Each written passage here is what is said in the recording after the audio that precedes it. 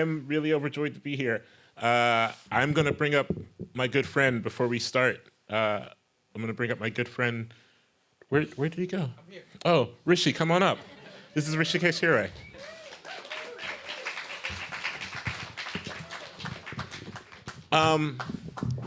I was really excited to hear from Lynn, who's, I'm a poet, and Lynn is a poet I really admire, because in a way we're talking about the transportative nature of sound and visuals. And when I was young, I was transported to California through a number of things, through the Mamas and the Papas, through Dr. Dre's The Chronic. As I got older, those things transported me were the written word, the poet Wanda Coleman, and poets like Lynn, who I feel like is in that lineage of transportative world building. But also, the first time I ever heard of like San Francisco was through the Last Waltz. When I was in college, my first year of college, everyone went home for Thanksgiving, but I did not, for reasons I don't really even recall. But what that meant was I was kind of like left behind with the sort of misfits, the people who like didn't want to go home, lived too far away to go home, whatever. There were maybe like 10 of us. I didn't go to a very big school. And the plan was that we would commune the day before Thanksgiving and watch something. This was, to date myself, this was in the era of Blockbuster. You could still go to Blockbuster and get a VHS. Or DVD. I think it was, I'm not like dating myself that much. You could get a DVD. And I got The Last Waltz, which I'd only seen one time before on a VHS, over at a friend's house perhaps, I don't recall. I just knew it was a Thanksgiving-themed music movie. And so I got this DVD and we played it in the common room of my dorm, all 10 of us, and we had a bunch of snacks, and that is how we spent the night. Some of us like slept in there. We like camped out in sleeping bags. I don't know where we got sleeping bags, but we got sleeping bags. And that was in the year 2002. And every year since, the night before Thanksgiving, I watched The Last Waltz. Alone in my house, usually, not with the same. I don't invite people over with sleeping bags. And I usually bake something or cook something and just sit and watch it. And it's at this point, it is like a 4-hour process, because even though I've seen the film now almost 20 times, I am always kind of rewatching and rewinding and revisiting things that mean a lot to me. And to talk about the transportative nature of it, the film itself, has anyone here seen it? Is everyone here going to be watching it for the first time or parts of it for the first time? Only a few of you. That's great. I want to experience this with as many new people as possible. And that is a film that makes me feel like I'm in the room, which is funny because the room is not very present in the film. Like the audience is not shot. It's just on stage stuff. It's directed by Martin Scorsese, maybe his greatest directorial work, if you ask me personally. And to talk about this, I am joined by my friend Hrishi. How are you? Good, how are you? I'm good. Please give a hand. He's came all the way here. This is our first time seeing each other in real life. Yeah, which we've done this a few times, but we only realized a few minutes ago we hadn't actually met in person until. It's good to know that you're real. And you had yet to see the film until last weekend, right? Yes, yeah. There are some, podcasts where a couple people talk about something they know a lot about. That's not what this is. I feel like some people might think that because I make music and I make a podcast about music that I know a lot about music, that I have an encyclopedic knowledge of music, but I really don't. And especially when it comes to the kind of stuff that I think the people who do have encyclopedic knowledges of music, people who know a lot about music know a lot about the kind of music that's in The Last Waltz. Yeah. And I don't. So you're talking about me, essentially. Yeah, basically. And this is exactly the kind of movie that really exposes what a dilettante I sometimes feel like when I'm in music, because I'll be watching, I'll be like, and who's that guy? Oh, Van Morrison, yes. Okay. Yeah. I'm interested in your point of view watching it for the first time, because I have watched it now more times than any one person should. Did you have the moment? I feel like most times I'm watching it with someone, there's a threshold moment where they're like, this is just too much all at once. And then something happens, and like, I'm maybe into it now. And then you get to the Neil Diamond part, and you're like, no, I'm out again. No, I think the overwhelming feeling I had was, gosh, I should really know more about this. But it felt good because I was watching for homework. It was one of those things. I was really happy to have the reason to watch this because I felt like I was filling in a big gap in my general music culture knowledge, and I had a reason to do so. Part of the other reason why I hadn't watched it is because I also don't like music documentaries. It's not a genre of film that I'm generally into, but I enjoyed it, and I especially enjoyed it. I enjoyed it more knowing that we were going to talk about it. Can I ask you, do you delineate music documentary and concert film, or are they the same thing for you? Like, is Stop Making Sense a documentary in your mind? No, I guess a pure concert film is different than a documentary. But this isn't like a pure... It isn't. No. I think there are too many moves. Martin Scorsese's hands are all over this in a way that's, I think, made it much more enjoyable for me. Oh, that's surprising. That was a twist I didn't expect coming. Usually don't hear that with people. I can tell you're watching it for the first time. Yeah. I feel like most hardcore fans of the band are like, Martin Scorsese's hands are all over this in ways that I fucking hate.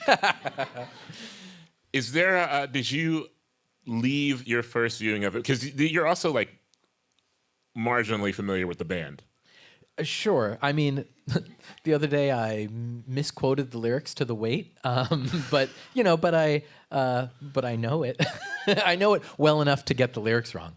If you are, if you are listening to this, since people are going to be listening to this weeks later, and if you are here now watching us talk about this, I know I have to unfortunately, there are points of this where I have to veer into mansplaining, though. I think we need to have an agreement here and understand that I don't actually want to.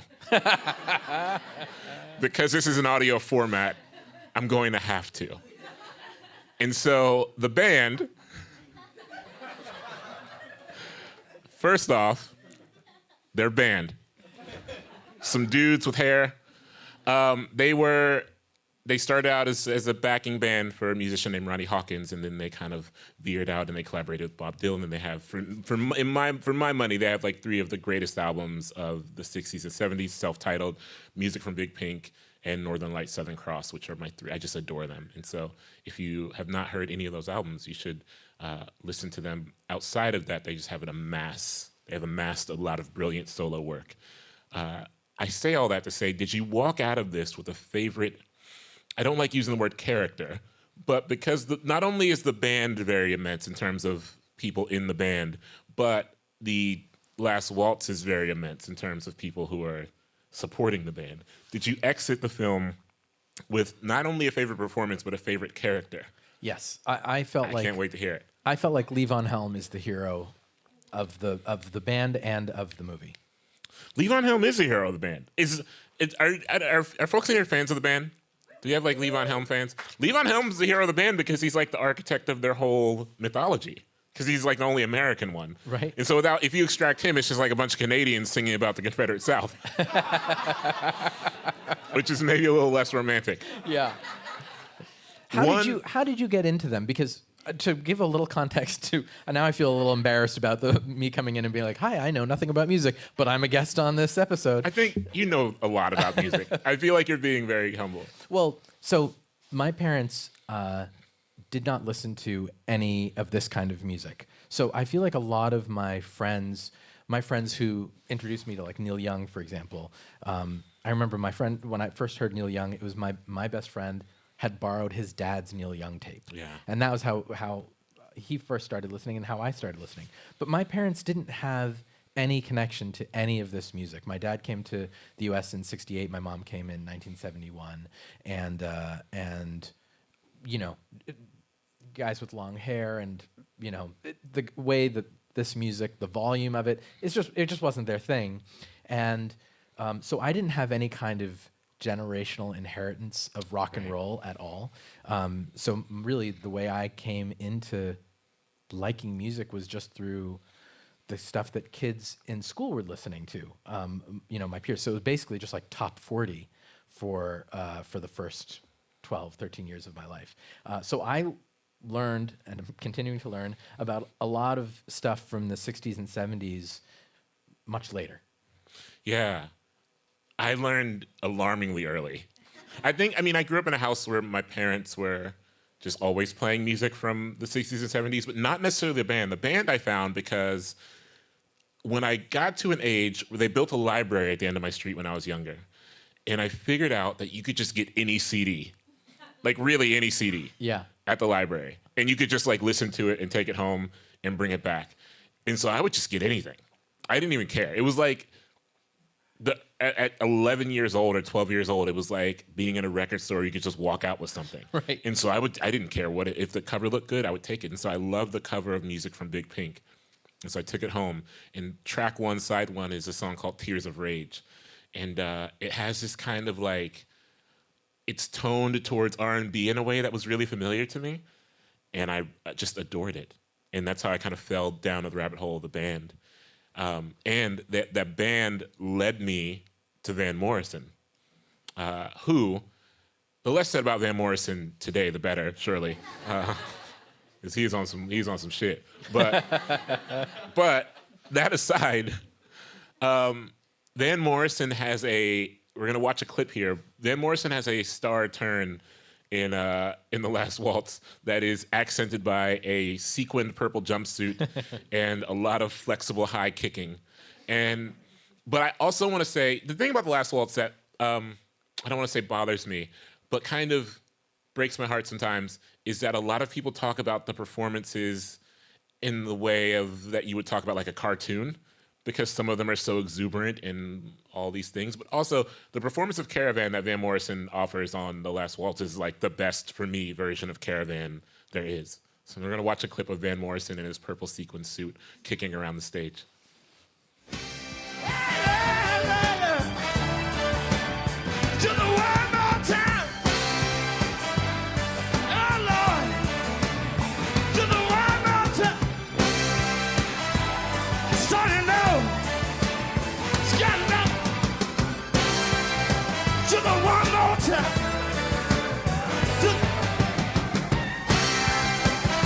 One more time. To the one more time. To the one more time.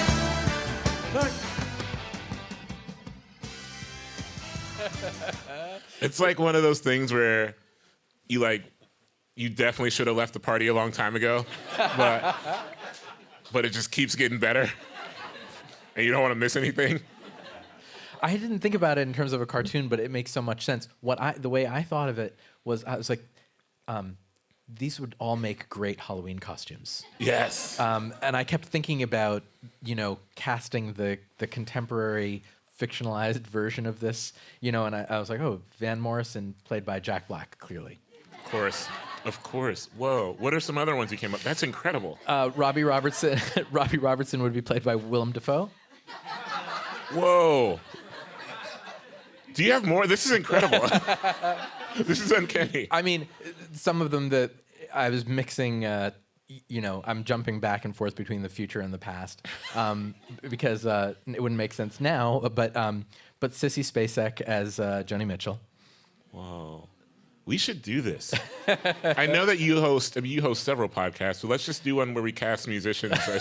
I don't think many people would listen. It would just be less like naming, like me just shouting out a musician, you shouting out an actor for 20 straight minutes. But it was, I really loved how over the top everybody was, but how lived in they seemed in these personas. Like you said, they're like almost cartoon characters. Yeah. But that's what rock and roll was. But it just felt so specific and also so writ large that I guess because it was Halloween just a few days ago, I just kept thinking about Halloween costumes. There's also, what I also love about The Last Waltz is that this is, the occasion of The Last Waltz was that the band was breaking up. But there was like tension. Not all of them wanted to break up. Some of them wanted to keep going. Robbie Robertson notably was like, I am done. I think there's like 3 separate parts of the documentary where Robbie Robertson is like, if I even see the road, I'm going to literally die. And Scorsese's just like, yeah. Meanwhile, the other ones are like, I would, Levon Helm's like, I don't know, I'd keep going until, Robbie Robertson's like, if I even see a tour bus, I'm gonna jump in front of it. And then there's a freeze frame. Yeah. Right? He talks about death and then the freeze frame. Yeah. That was one where I was like, okay, Martin Scorsese really doing with the thing. work. Yeah.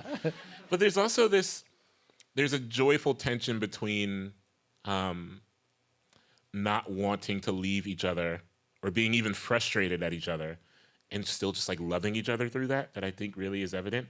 And the clip that I want to play next is one that's really magical because of the way the Last Waltz was set up. There was just so many people playing, and the audience coming did not know who was playing, and so they had to reveal these things in small bits. Joni Mitchell was playing after Neil Young, but Neil Young still had to go on stage and sing Helpless. And they wanted to have Joni Mitchell join him on stage to harmonize, but they didn't want to reveal that Joni Mitchell was there, so they positioned her backstage, and they did this thing where they had her kind of like sing in the voice from the heavens thing.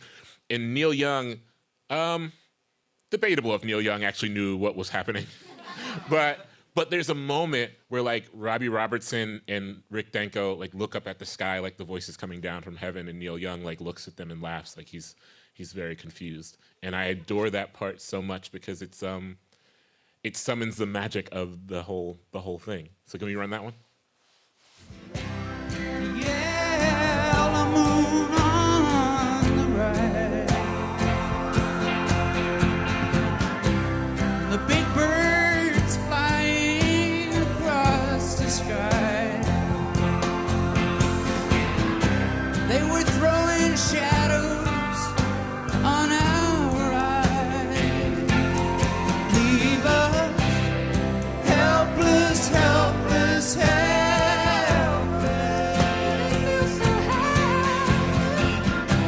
Oh, babe, can you hear me now?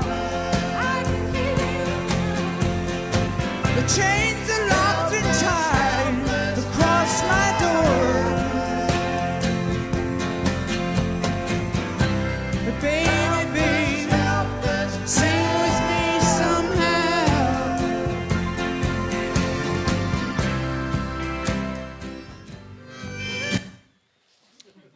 There's this really great thing that I want to talk to you about specifically because so much of this show or so much of this concert, The Last Waltz, is kind of just broadly about playing music with your pals.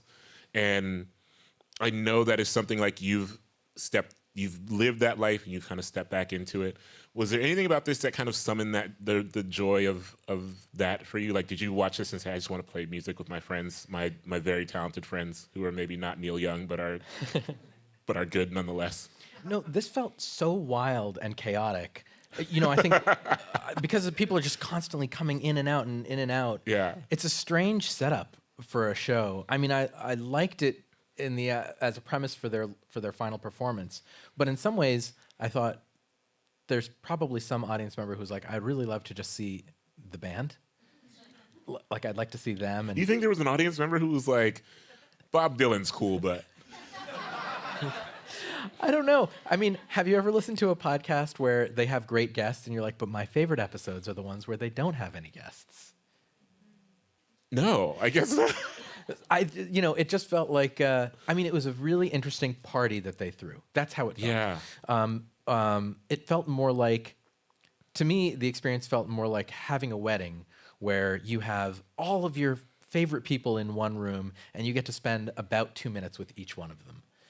You don't get to have like the kind of in-depth quality interaction that you might have if there weren't so many people around and if it weren't such a momentous occasion. If it were just a normal thing, if it was just the day before Thanksgiving and you're hanging out with some friends watching it, that's not the feeling that I got that they were having. And so it didn't feel like that. It didn't feel like hanging out with my friends. It felt like I felt the responsibility of trying to put on a very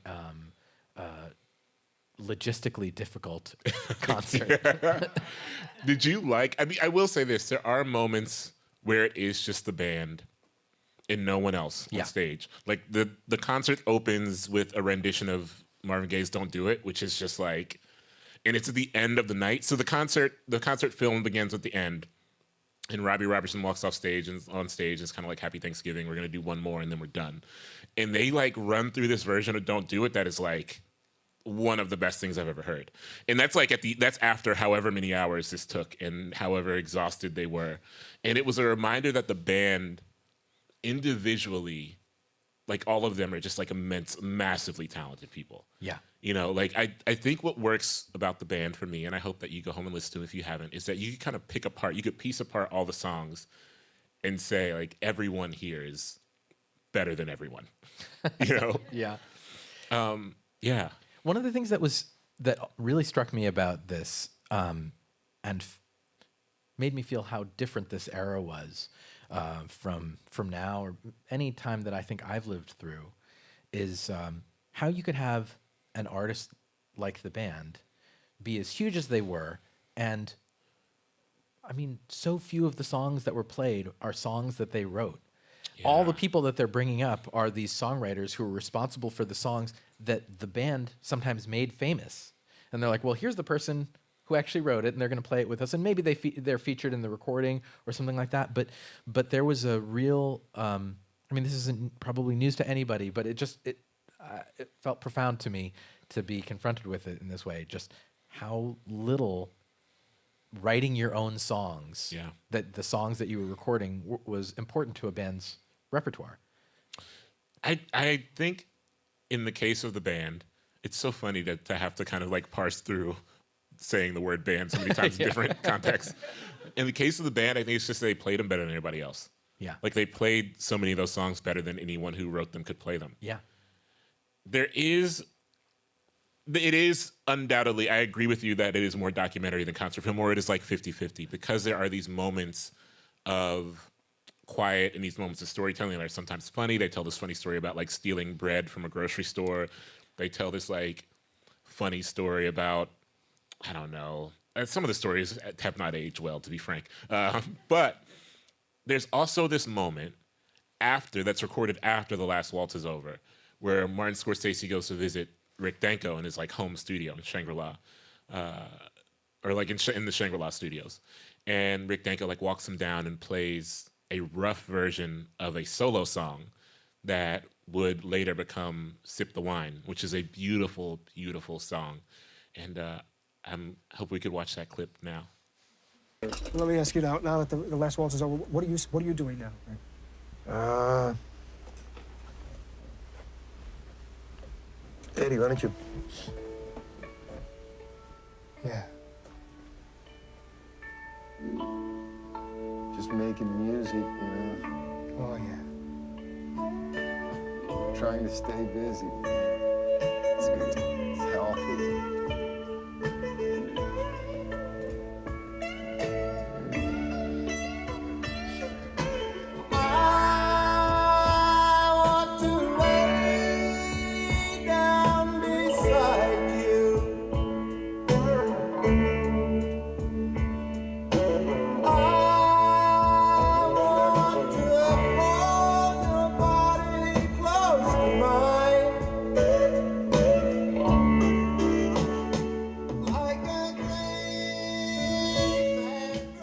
Every year, that's the scene I watch over and over again. Well, one of the many, but that is the one I like return to and run back. In part because the band is also, it's a bit of a tragic story in a way. I mean, they've all, with the exception of Garth Hudson and Robbie Robertson, they've all died. A good companion documentary, although I know you do not love music documentaries, but if you are ever, since you had mentioned Levon Helm as the hero, the documentary Ain't In It For My Health is, has anyone seen that? The Levon Helm documentary? We got one person. Two, it's really sad because it is essentially just a chronicle of him dying. But it's also really beautiful. A small Levon Helm story that I love telling is that he would play these concerts at his barn up in Woodstock, up until the very end. And I went one time because I was just like, you could go. It was just like, Saturday night you can go watch him play with his family and his band and his daughter and all this stuff. And he would just walk around. He was just like a guy. And I went with a friend one time, and we were hanging out outside the barn, and here comes Levon. He's like drinking something, as he always was. And I was so awestruck that I could not think of anything to say. My friend probably shouldn't have thought of something to say because what he said was, playing drums and singing looks hard. And Levon very politely kind of nodded and smiled and he said, wasn't never too hard for me. Then he just walked away. And I think about that often because the band, you know, they after they disbanded, they struggled to find success, independent of Robbie Robertson specifically, but post Last Waltz era. They had a great cover of Springsteen's Atlantic City that took off, but the rest of their career was kind of mired in these stops and starts, and then a lot of them died tragic deaths. And knowing that, I don't know how much research you did on the band post watching this, but knowing the somewhat tragedy of the aftermath of the Last Waltz, did that make the partying nature of it more fulfilling or devastating for you?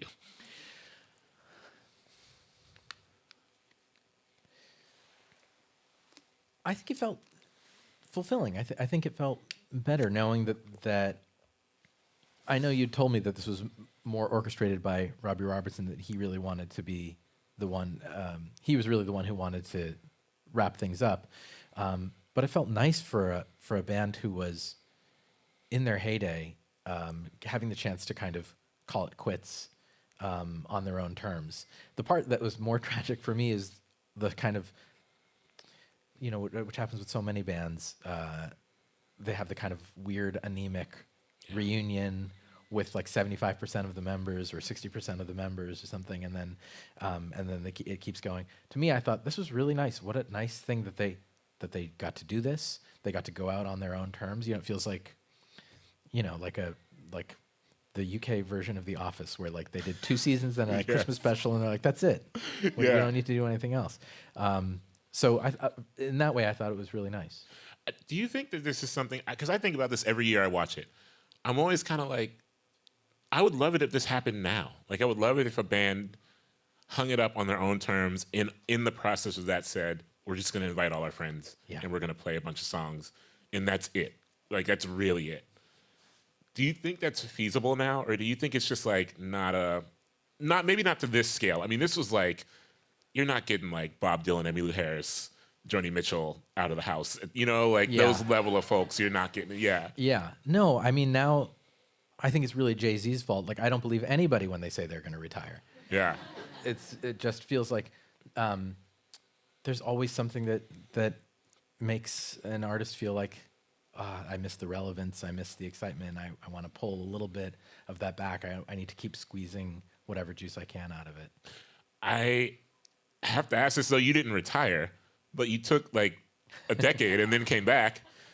What was the driving force? I know we talked about this a bit, but in your head, like, what was the driving force for that return?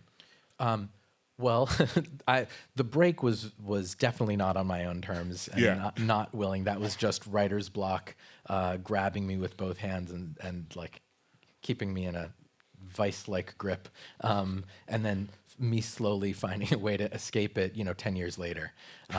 So it was like, it feels more like I got out of an escape room. If it is Jay-Z's fault now that I think about it. Or I think it's like rappers. Rap is an interesting genre. No one in rap should ever claim they should retire because it's such a young genre that, like, Jay-Z claimed he was going to retire when he was still like in his 30s, which, you just get bored at some point. It's like you just, I don't know. Though, the Jay-Z return, I don't know, for better or worse, I suppose, one of those things. I want to ask you about this. So are you one of the people who says Martin Scorsese's hands are all over this, and it's too much? There are points where I think it's too much. What are some points where I think there are a lot of shots of Robbie Robertson. Like, I think there's, like, I know that him and Robbie Robertson collaborated on the making of this, but there's just a lot of, like, up close dramatic shots of Robbie Robertson. And do you mean in the concert footage, or do you mean in the sort of storytelling? Oh, both. Okay. And I feel like he, because here's me being I'm a big Last Waltz nerd. Obviously, I've watched the damn thing like for 2 decades at this point. But there's also just like there's a record set of all the music that happened that night, because obviously the concert footage is only a fraction of it, and there's just like hours and hours of music.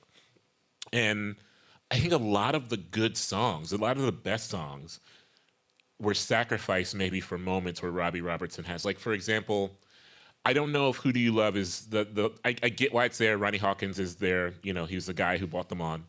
But I also think it's maybe there because we get like 2 Robbie Robertson guitar solos, you know? There's a point. So Robbie Robertson, loved him. I don't think he's a listener, but if he is, he bronzed his guitar for The Last Waltz. And The Last Waltz is not chronological, so you can't really see this, so it goes in and out of this. But there's a point where like he's just drenched in sweat because the guitar is so heavy.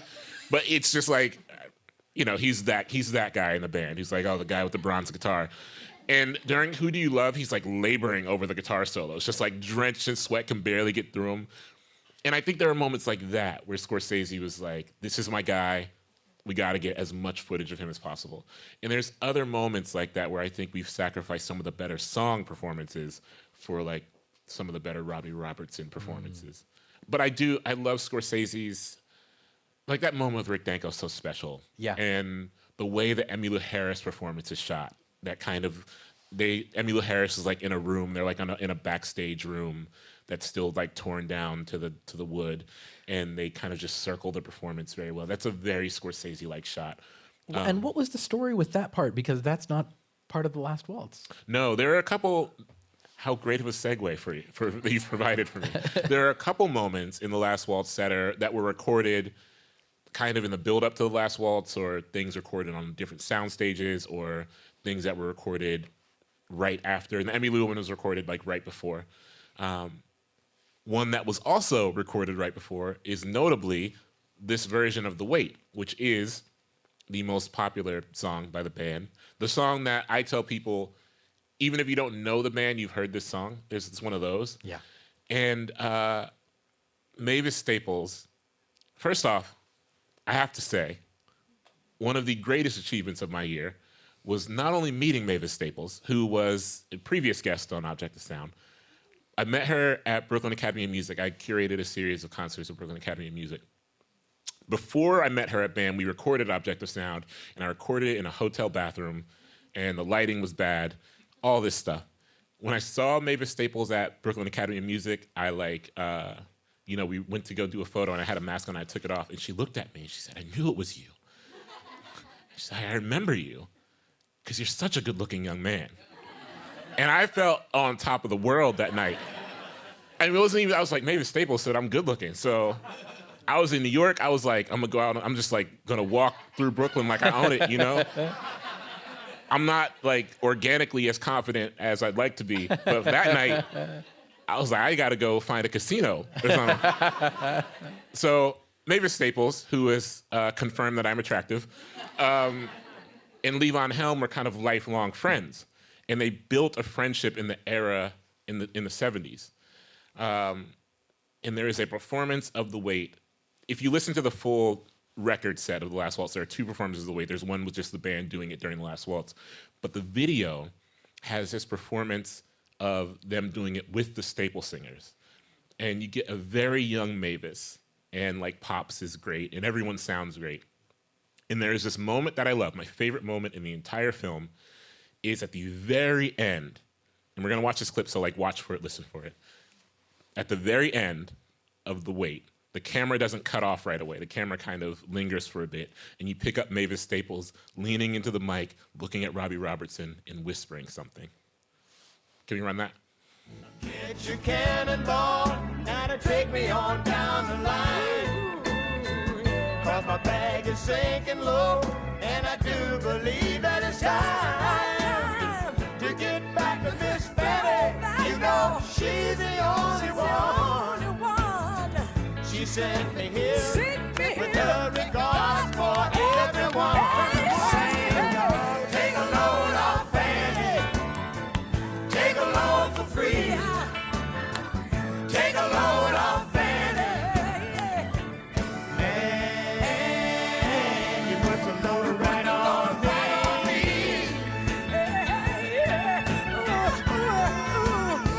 Oh, Fanny, take a load off Fanny.